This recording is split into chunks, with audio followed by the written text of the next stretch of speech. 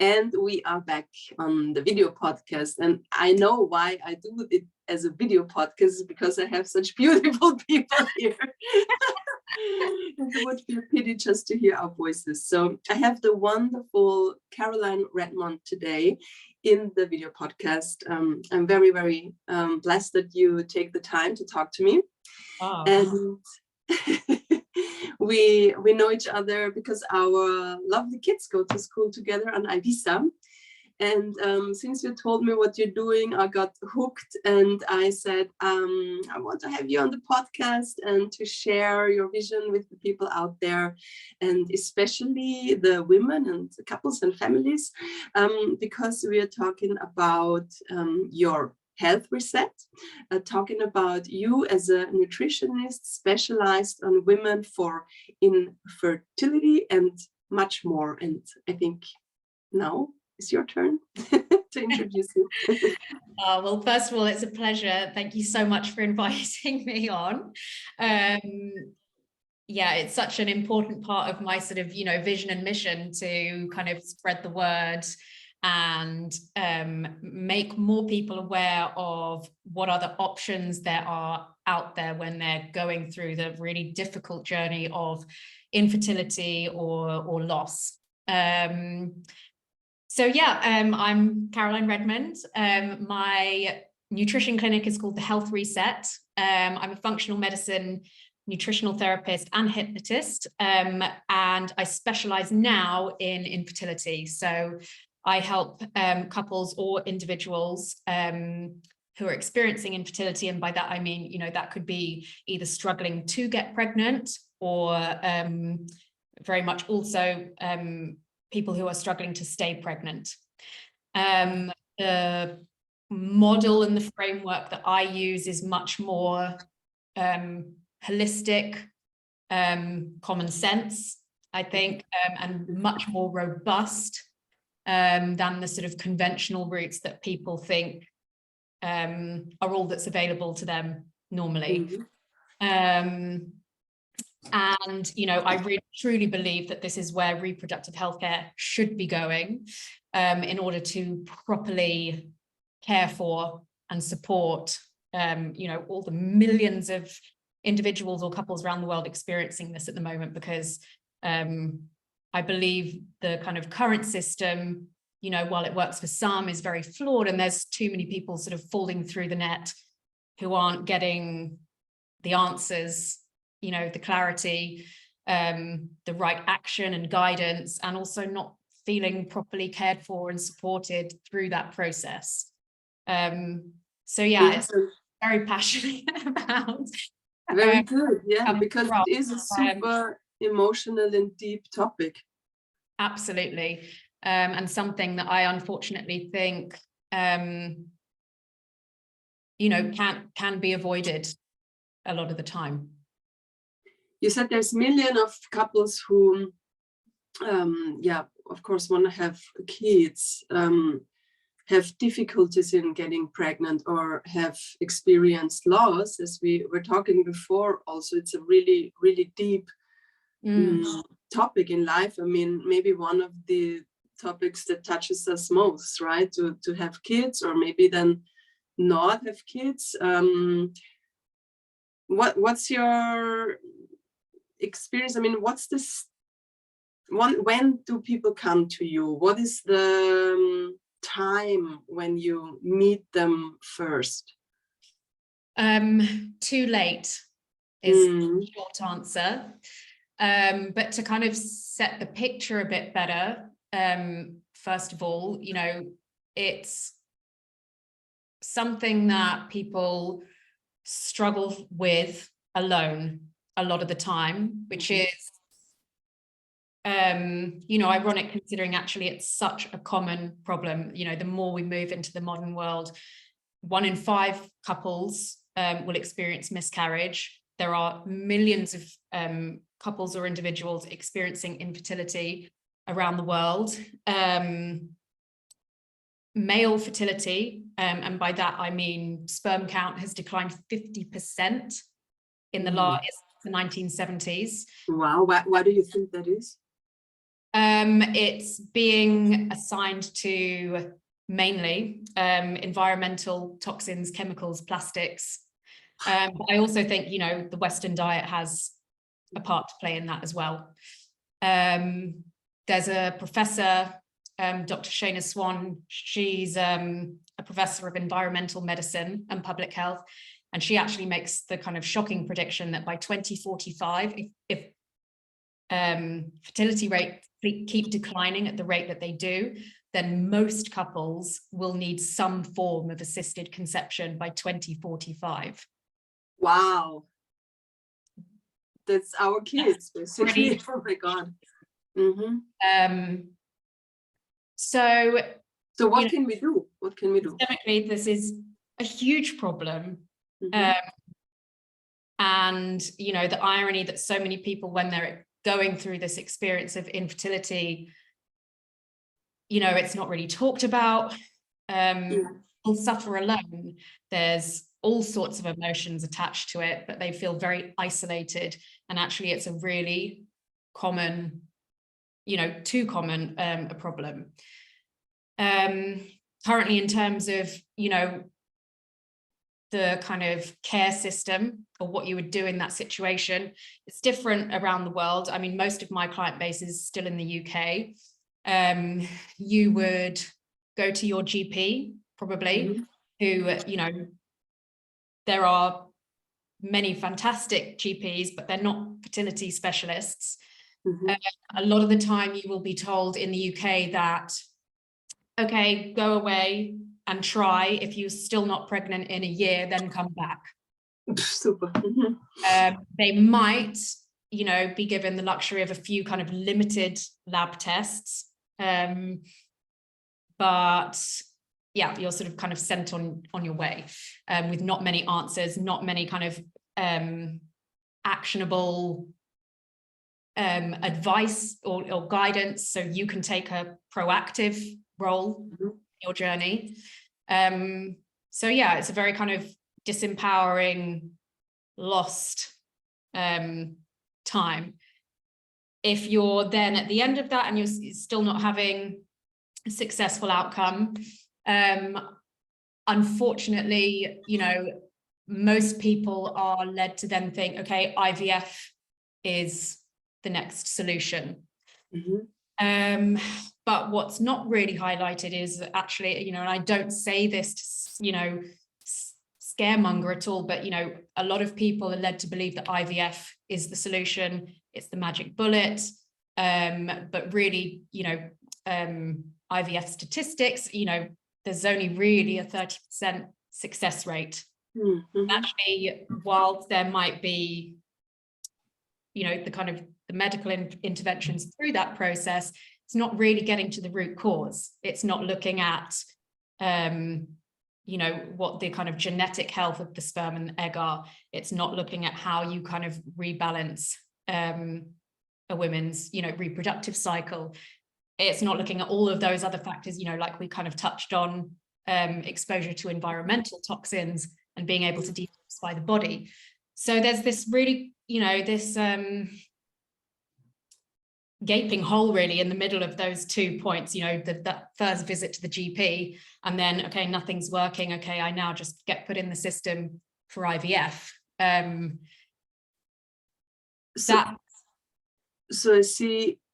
I see as a total not expert, is it right that I kind of see these two situations, like first, like when you have the idea of, okay, I want to have a child, to start early enough to take care of yourself with the do's and don'ts in nutrition, and then maybe, yeah, not smoking too much, whatever, all that.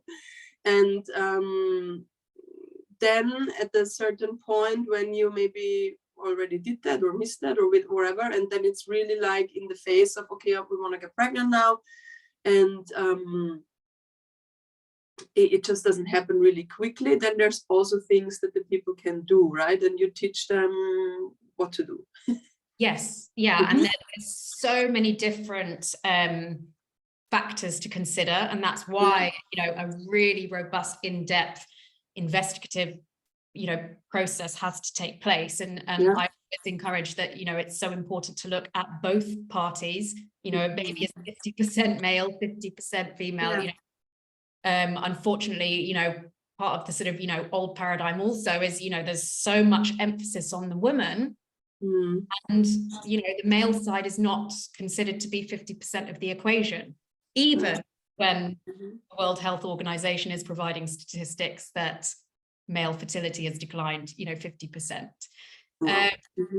So, I mean, when I start working with a couple, the first part of the process is a kind of in-depth pre-consultation questionnaire.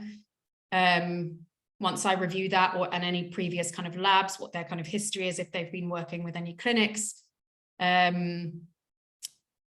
from that information, I then know how to guide our first consultation, which is normally an hour and a half to 2 hours long, because that's what's needed, really. From that, I then have enough information about those two individuals, or, the individuals I help people going down, the route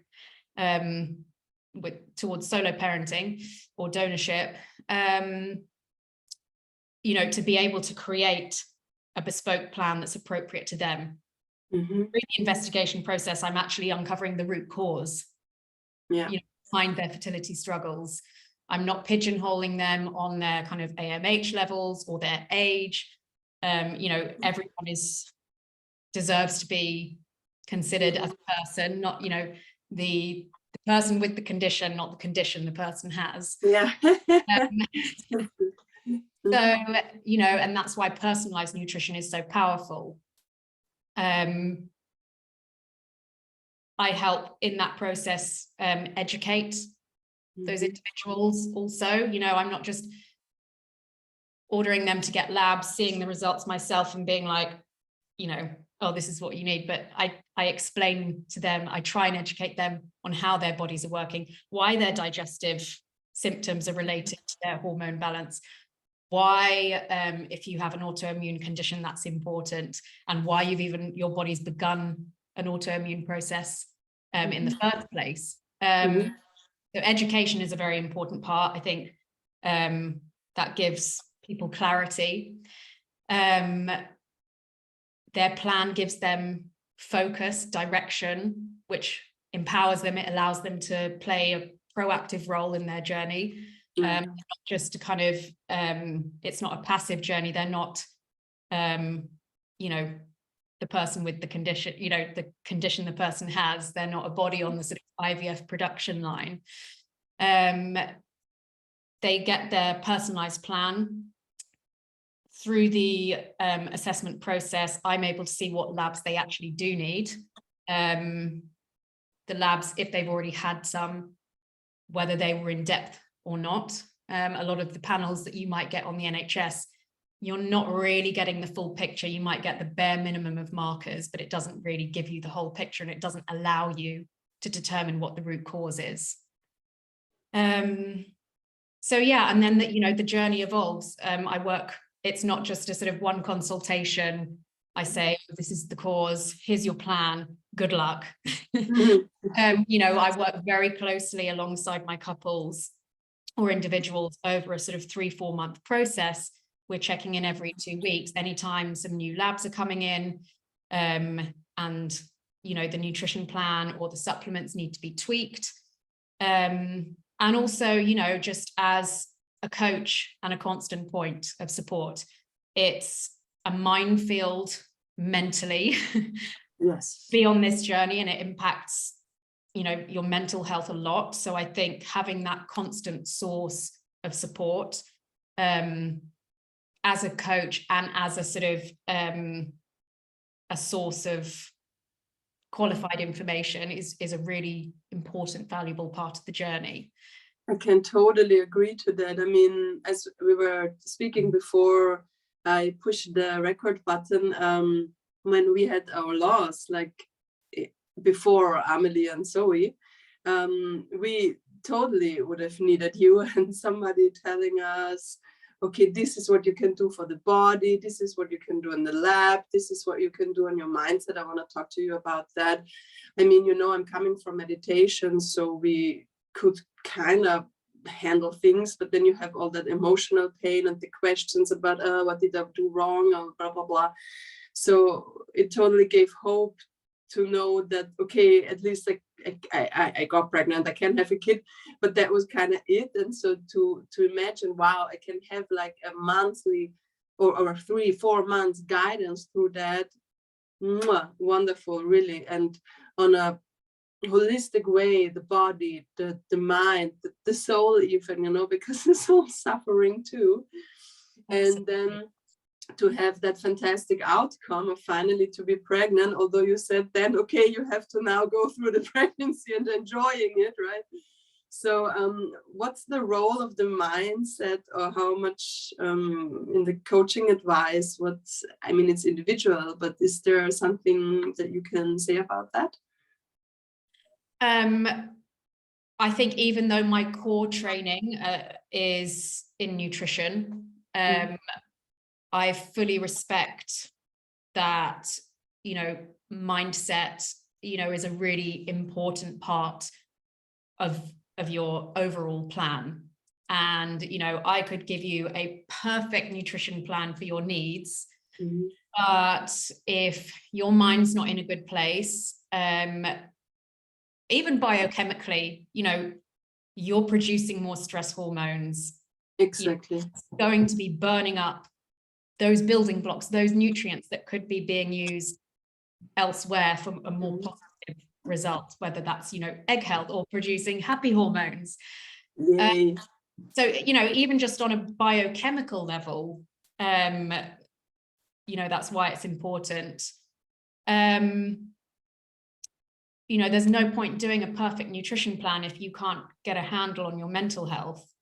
And that's why, at a certain point in my career, I realized it was really important to be adding skills to my nutrition qualification to be able to support people on this side as well. So I have NLP coaching and hypnotist coaching to be able to dip into when my clients, really need that added support. Yes, very good.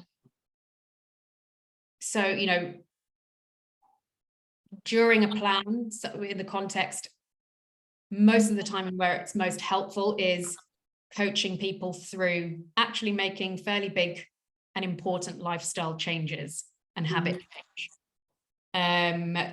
Once my couples are pregnant, it's kind of like a whole new ball game of managing, your thoughts and your minds, and being able to enjoy that pregnancy, being able to thrive in that, and believe and trust that it's going to happen for you this time because you've done the groundwork. I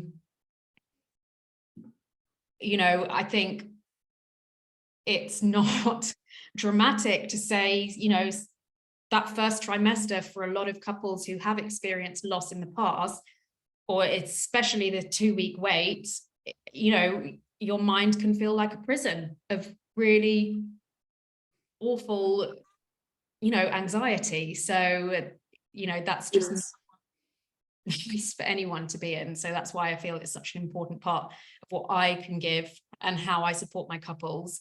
We might check in one day and it's very obvious, okay, we're not talking about labs at all today. We need some, support on this side.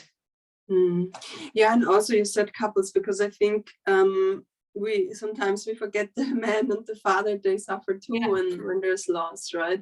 I mean, a lot, I remember, and the good thing is that you can also quickly get pregnant again, and you never know, and you just have to do and go on and try to stick to it, I guess. And I think also it's important to talk about it, because it was like then when I opened up, a lot of women said, yeah, I had the 2, and before nobody talked about it.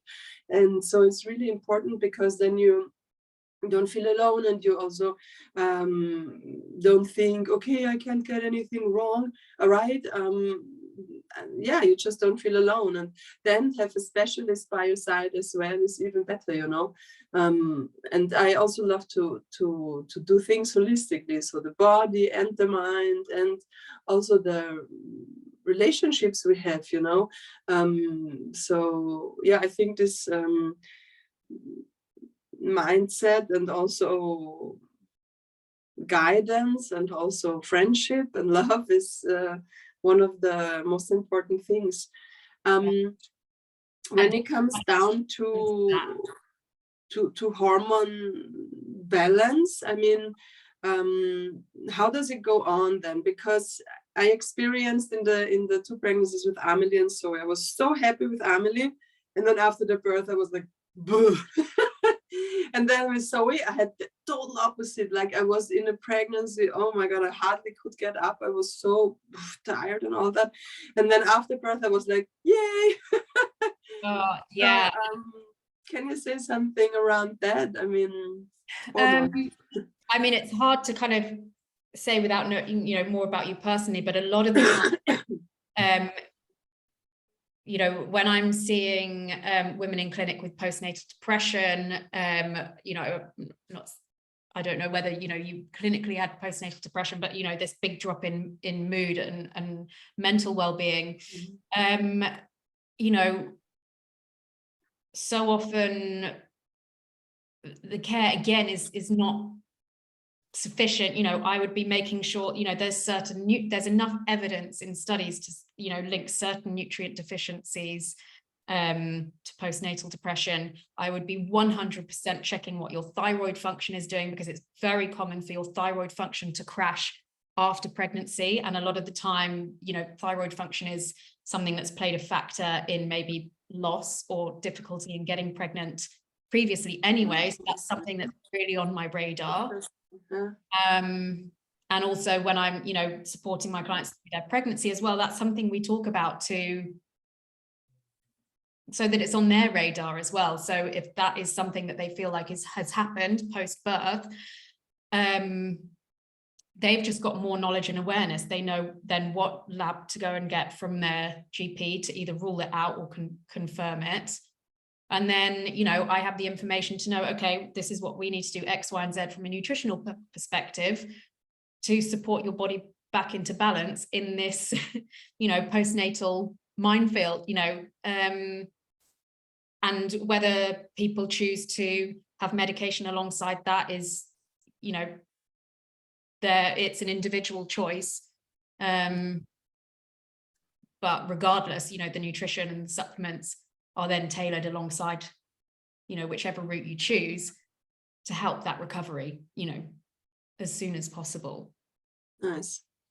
And, you know, other things, you know, your gut microbiome is hugely important in your mental health. You know, the gut-brain axis, if your microbiome in your gut is not healthy, then most likely your serotonin production, which is your happy hormone, is not going to be as good as somebody with a healthy microbiome, because it's actually your gut bacteria which makes 70% of that neurotransmitter.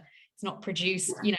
So when people talk about you know, the gut-brain connection and food, you know, it's a real thing. It so is something, you know, making sure that you're looking at helping support a client and their gut health through pregnancy at a time where your progesterone is up, your digestion is actually being slowed down, making sure that their gut function throughout pregnancy and, you know, preparing before the birth, that they're in the best possible place to be thriving postnatally. I mean, I don't know, thriving is maybe not the best word. How many people feel thriving in the first few weeks after birth, in the best possible place, so that, you know, they're protecting themselves from those things. When I was not pregnant, just a month ago, and I was fasting and working with enemas, I felt so good. It's really like killing any, I don't know, negative thought patterns and stuff like that. So there is a huge connection, and gives you so much power. I guess it's also a good preparation, right? To fast maybe and to think about that options. Yeah, I mean, you know, my sort of initial mission, you know, is to be kind of, you know, hopefully playing a small role in kind of changing the kind of or helping reproductive healthcare evolve. And, you know, for this population of people who are experiencing infertility or loss, you know, creating and providing another route. Mm-hmm. But actually beyond that, you know, my mission is that everyone has access to the education, you know, what you should be doing prior to conception. You know, everybody almost thinks like, I'm getting married, I have to do my wedding diet. Almost everybody's going to take that approach. How often do you hear of people being like, yeah, we want to start trying for a baby, so like this next 3 months I'm going to be doing XYZ. You know, I want this world to get to a point before 2045 when supposedly we're all having to have IVF, to know that actually the 3 months prior to conception is really important. And that's why, you know, you might hear it takes 12 months to make a baby, you know, try 0, because the life cycle of an egg prior to when it's released from the follicle is 3 months. So everything that in that 3 months prior to conception is going to impact the quality of that egg. And likewise, it's a slightly shorter window, but it's about 75 days. So everything in that 2.5 months prior to conception is going to impact the health of your future baby. Yes, that's also what we did with supplements, and then we try to eat healthy and all that. Was also nice to prepare in that way, and like almost like building a nest within you. Absolutely, you know, a strong foundation, because going through a pregnancy, it's a big demand on your body, and then post, and whatever you can do prior to that to put your health in the you know, best health of your life, the more you're going to thrive later on, and your you know, child.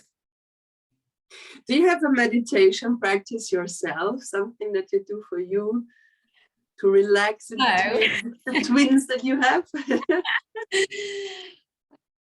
I have a love-hate relationship with meditation. I'm like a good time girl. Like or you know, I will use it in the times where I really, really need it. And then when kind of life gets a bit more plain sailing, I'm like, I don't need you anymore. And then natural. Then maybe your meditation is, I have the two to dance. you know? But I think, you know, my outlook now is more, you know, meditation doesn't have to be so kind of black and white definitive. Meditation is, you know, I communicate this to my clients as well.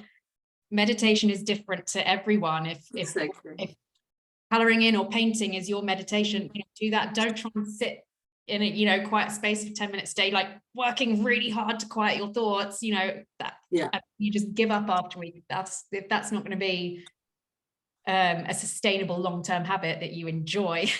Yes, I say the same exact thing. If you take like a beach walk or in the forest, or paint or play, whatever, reading something nice, you know, and you kind of skip into it, that's also a nice meditation. It doesn't always have to be the sitting, and it can you know, be really hard in the beginning. I do dip in and out of meditation. What I find is more helpful, which is probably kind of I don't know, maybe a more kind of passive approach. I have a Sensate device. It's kind of like a vibrating pebble. You place it on your vagus nerve. You listen to it for, you know, 10-20 minutes, and it really helps relax you and bring you back into that parasympathetic nervous system state. I find for me, I achieve that sort of, you know, meditative state that I have to work really hard for if I was just sitting down trying to kind of, you know, meditate. When I use the Sensate, I find that without even sort of realizing, suddenly, you know, my thoughts are quietened. You know, my heart rate's really slow, my breathing slows down. So that's something for me personally that works well for me. Nice. Maybe if you want, we can write that also down in the text under the video, because it also interests me, and it's maybe good for the people out there. And then of course your link where we can find you, we will put in there. I'm looking on my paper here if I had more questions. Is there something that you want to say that we haven't said yet that's important that I forgot maybe? Oh gosh. I just want more people to know that there's other options. I think, this population, the ones I'm speaking about who sort of fall through the net, a lot of the time they're made to feel like something's wrong with them. And actually it's not. There's nothing wrong with them. There's something wrong with the system or the conventional route, which is supposed to inform them, guide them, take care of them. And I just think that's a really important reframe of mindset. And, I just hope that one day more people, it's more common knowledge that before, waiting more months, more years, or then thinking IVF is my only solution, then they do that and then that doesn't work. And then they're thinking, what next? I just want more people to know that this is the better way. Oh, yes. Bias, but also to say that health is actually the value that you can have, and maybe most important, and that you can proactively support it. And I mean, not to say it's not fun to have a glass of wine here and there, but that in this phase we're like creating new life, maybe there's some things you should rather do or don't do to have it more easy right there. Yeah. Nice. Very, very inspiring and interesting to talk, and healing also, I think. And I can only recommend everybody to come to see you and to work with you and to talk to you. And